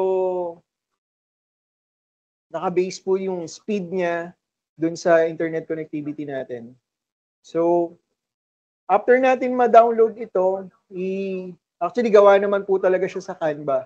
So, gawin natin, lagyan natin ng background music, and then at the same time, lalagyan natin ng narration. Yan. So, ito po yung walang sound. So, ang pinaka-concept po ng ating video is what is information. So, mapapansin nyo, wala siyang sound, but pwede po tayong mag-upload ng audio natin. So, ito po yung mga possible na audio na pwede natin gamitin na example audios. Now, kung gusto niyo pong magkaroon ng sarili nyong audio, of course, pwede kayong mag-record mismo sa cellphone. Okay? Or even dito po sa ating laptop. Meron po siyang tinatawag na voice recorder. Okay? Pwede rin po yun yung gamitin natin. Okay, now, pupunta ako dito sa background music and I'll upload this one. I guess this one na lang yung second. Tapos, what we're going to do is, kahit i-drag lang po natin itong sound na to papunta doon sa video, pwede naman siyang gamitin.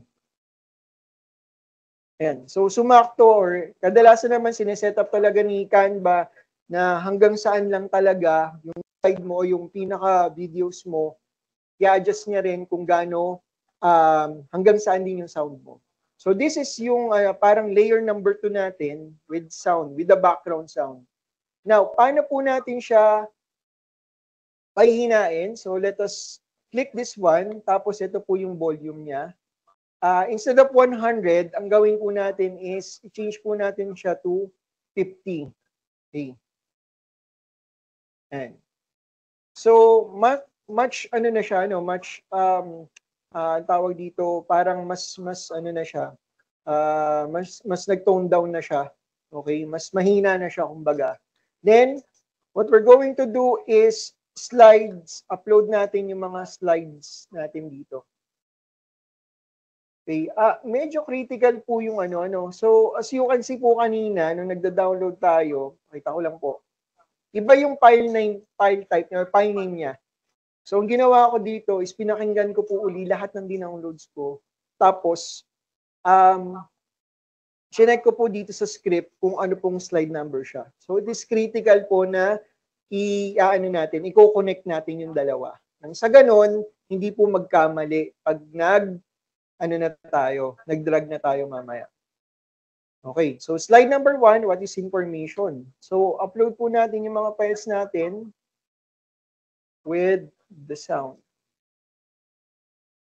Text to speech. Tapos, slides. Slide number 1 until slide number 11.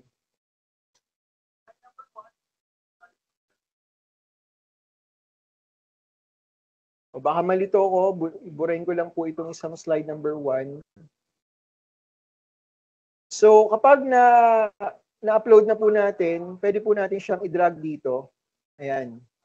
So,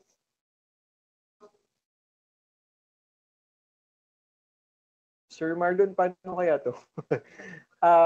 Gusto ko sanang iparinig sa kanila yung yung magiging sige po.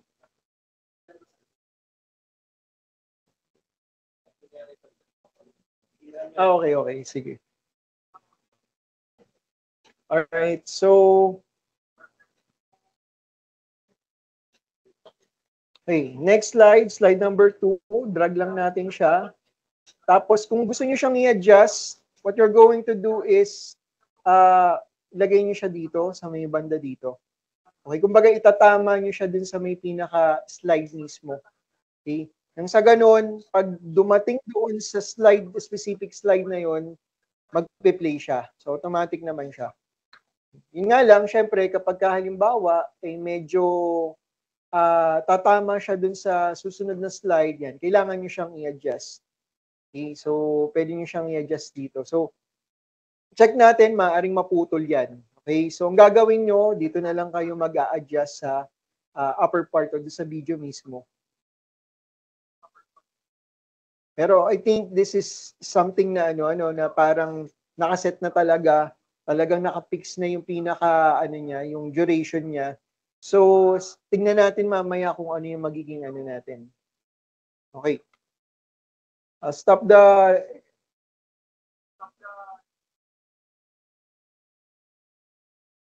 Then, teka lang try natin, share, also share tab.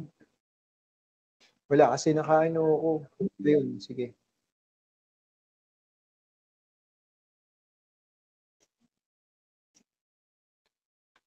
Okay. So, try muna natin. Tignan natin kung anong mangyayari. Oh, by the way, ito po, para po ma-maximize or sa Canva kasi pwede nyo nang i-cover yung pinaka buong canvas niya. So, right-click and then set video as background. So, naka-ano na siya. Naka-full size na siya. So, try natin. Wala, nag-render. Yun. And so, sorry, hindi ko na-adjust yung yung volume nung second slide natin. So, click lang na tayo dito, then adjust natin to 200 para mas malakas yung yung instructions. Then siguro hinaan pa natin tong isa. So let's say gawin nating 40.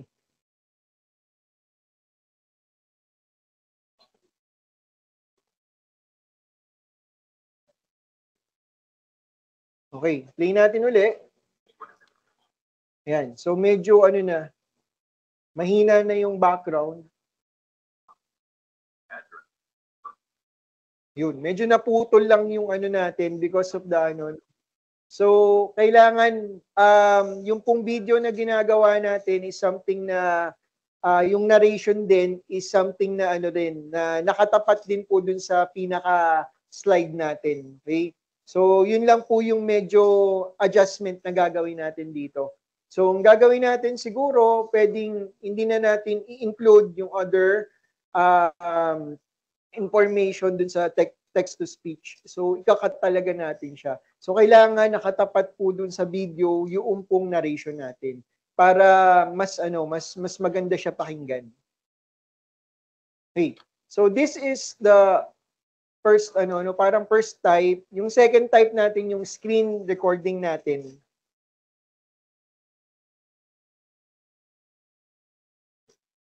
Okay, I'll be using a new na lang siguro, new canvas na lang siguro.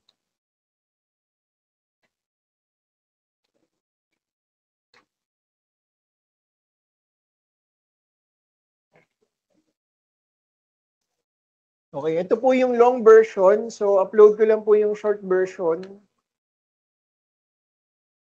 ng installation.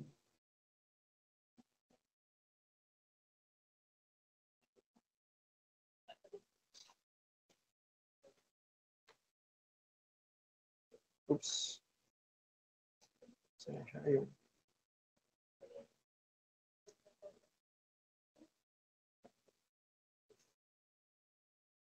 Okay, same concept pa rin po yung gagawin natin.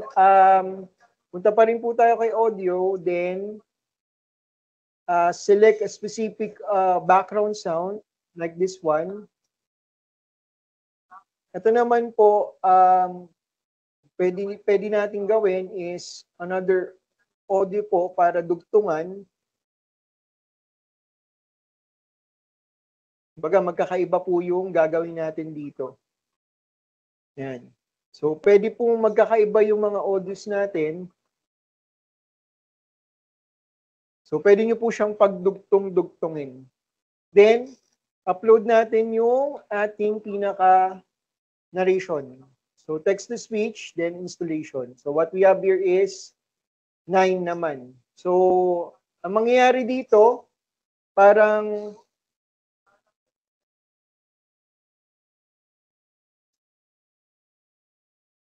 ayan. So, ang pinangalan ko naman po dito is step 1 up to step number 9. Yung kanina, slide number 1 to slide number 11.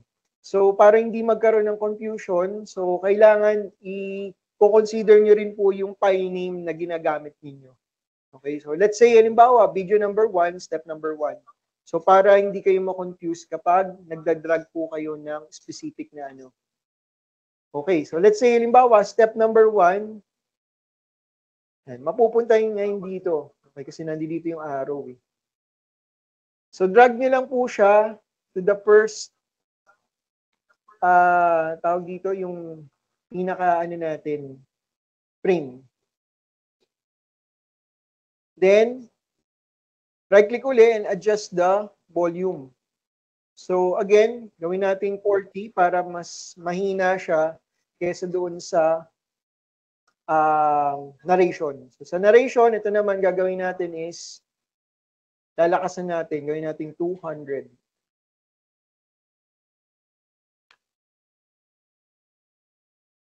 So try natin. Ayan.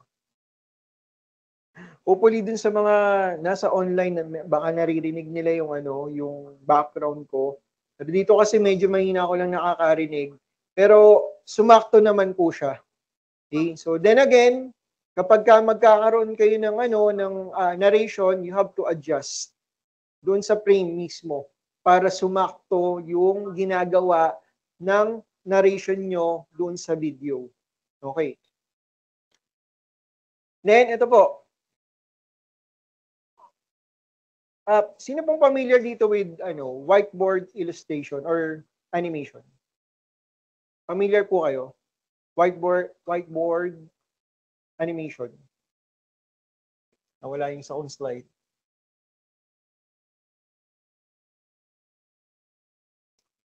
Okay.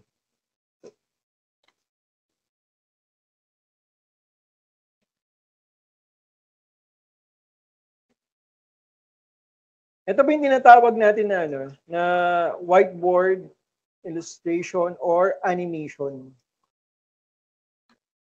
Siguro nakikita niyo na po ito sa YouTube or nakikita niyo na rin po ito sa iba't ibang video platforms.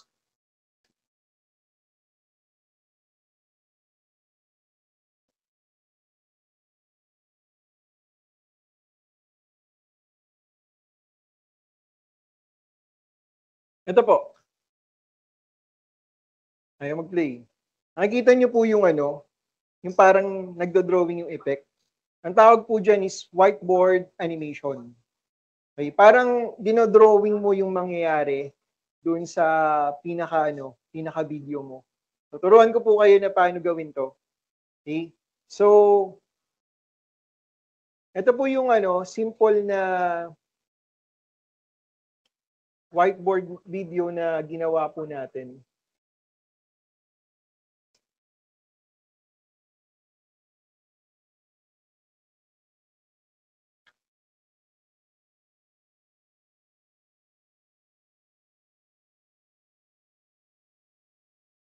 Yan.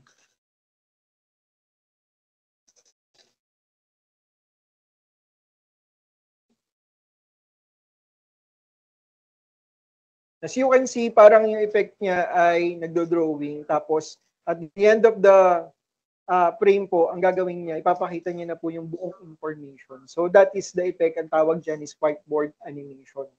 So, this one, may mga visual tools na rin po tayo, visual contents po dito na nakaano na rin po tayo. Kumbaga parang naka-dedicate na rin po dun sa tinatawag natin na whiteboard animation. Pero kay Canva, pwede rin po natin gawin to.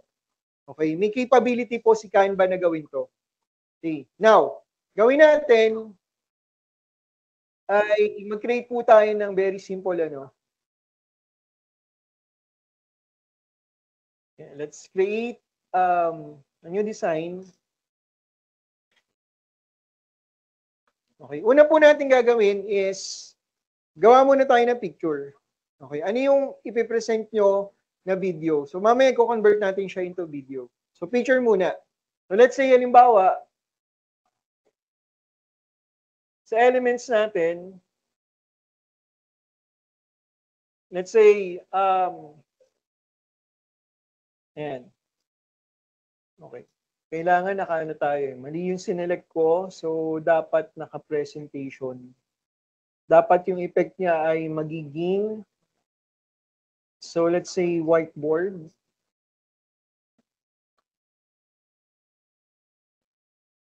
Ano talaga siya.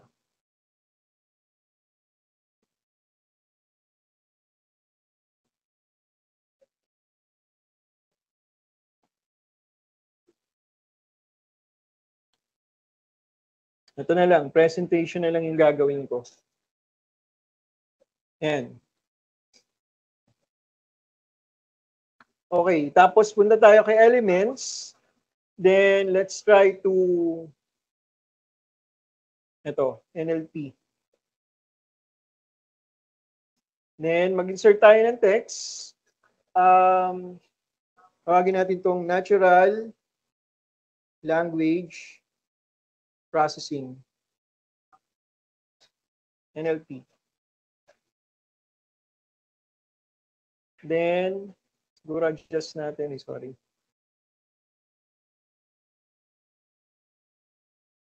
Adjust ko lang po yung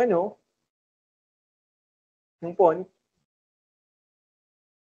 Then, lakihan ko lang ng konti. Lagyan natin dito sa side.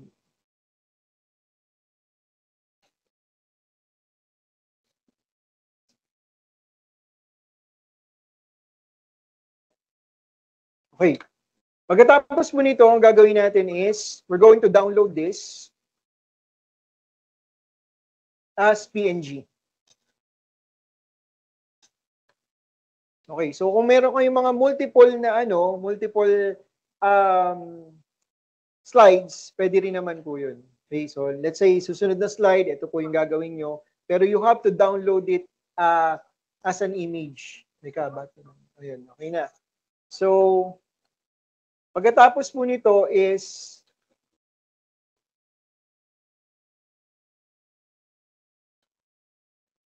transfer ko lang po sa folder natin para maayos tignan. Actually, meron na po akong mga naka-prepare dito. Yan. So, ito po yung ginawa natin kanina with the natural language processing. Okay. So, ang gagawin natin, i-convert natin siya into whiteboard animation. Okay. So, punta kayo kay Canva. Again. Tapos, tayo po ay mag-create ng video. Okay. Then, upload natin yung image na ginawa natin kanina. So, IMG, ito po siya. Si Natural Language Processing.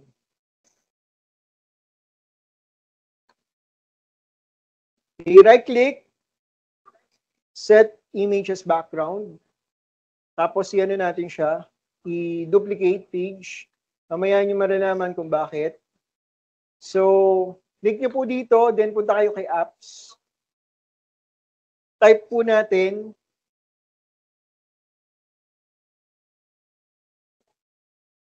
ano nga yun? Nakalimutan ko yung type ko. Speed paint, sorry.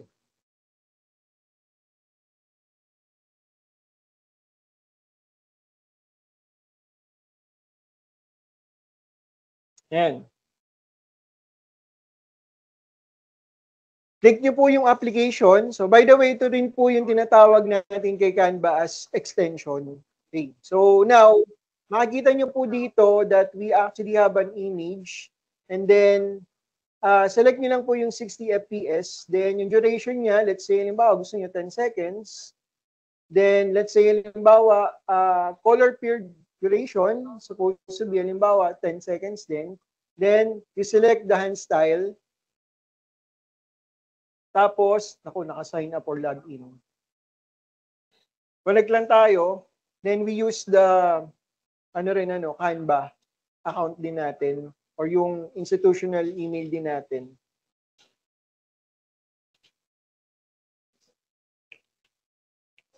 Yan. So, sign in with Google.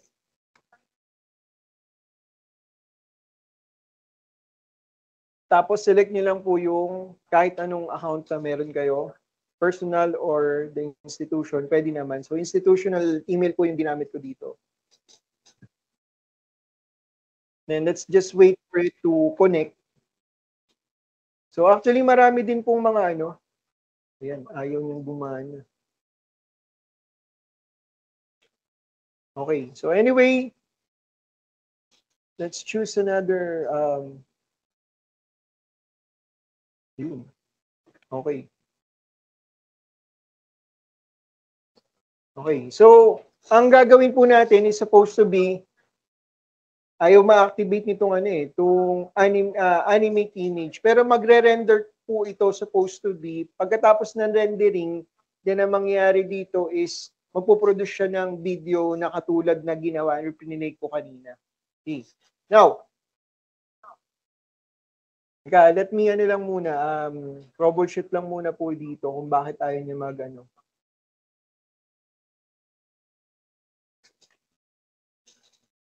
Okay, so I selected the image.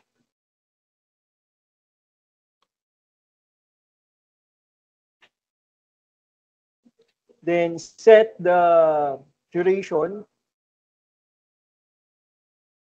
the hand style. Okay. So I guess siguro baka lang nag-expire yung ano ko. Pero naka-login ako eh. Supposed to be dapat ganun yung mangyayari. Naka-activate yung button. Pagka-activate ng button, magre-render siya. After rendering, pwede nyo nang magamit as video yung whiteboard animation na tinatawag. Okay. Now, ulitin ko po sa inyo, may mga website po na naka-dedicate po doon sa tinatawag natin na whiteboard animation. So, pwede po kayong mag-sign up, pero very limited lang po yung pwede nating magawa with the whiteboard animation. You have to subscribe pa rin kapag gagamit po kayo or i-convert nyo po yung video nyo to whiteboard animation. Okay. Okay, pasensya na po, nagkaroon ng technical problems with the animation, yung whiteboard animation. Pero na-try ko po kasi ito kagabi, working siya, and yet pagdating dito sa demonstration, bigla siyang nag-deactivate.